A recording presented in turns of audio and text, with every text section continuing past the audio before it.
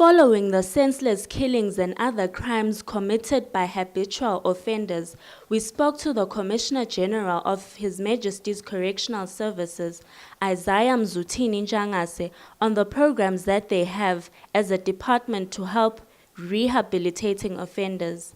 The Commissioner General assured the Swazi nation that they have trained and professional officers like psychologists, social workers, counselors and chaplains who assist offenders in their rehabilitation programs.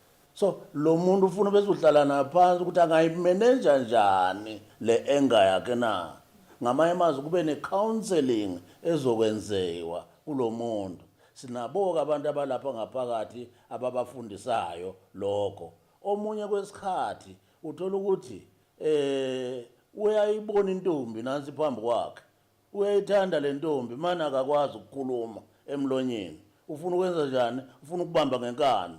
Sithi thina kubanjwa ngenkani njengoba kugcwele abarepile lapha ngaphakathi. Sithi umuntu akareshwa kodwa uhlala phansi ubeka amakhathi akho ngaphandle. Akwalele akuvumele. Nangabe uyakwalela edlulela phambili khona abaza kuvumela khona. Yabona? Ngamanye amazwi simfundisa ukuthi awupheni nje uzenzele noma yini kodwa ufuna ucalculate okwenzayo. Ngama-social workers ke enza lokho. Phinde sibe nama-psychologist abuka le ngqondo lokuthi lo kwenza vele wena ukuthi ubokwenza amacala njena wenziwa yini bese bekwelapha ke ngoba bazi lokuthi kubangelwa yini engqondweni yakho ukuthi udala amacala njalo. Kanjalo umuntu ungumsebenzi wezandla kaNkulunkulu.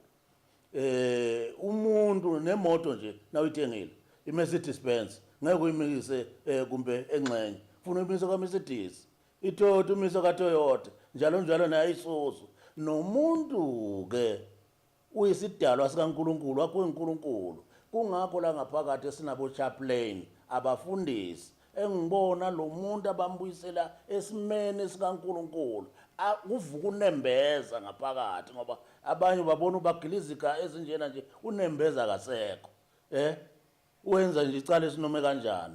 Sinabo abafundisi ababakhulisa ngaleyo ndlela leyo la ngaphakathi kuze ukuthi nabephuma bangabuyele emacaleni. Nothisha bakhona nabo benza umsebenzi onjengaloyo kakhulu esikolweni. Nonesi bakhona nabo benza le counseling. Ngamanye amazwi labantu bonke bahlanganyela umuntu azabuye ku mainstream.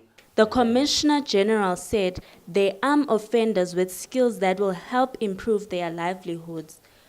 Reporting for Swazi TV News, Nosmilo Smelane and LinkedIn Gule Mbabane.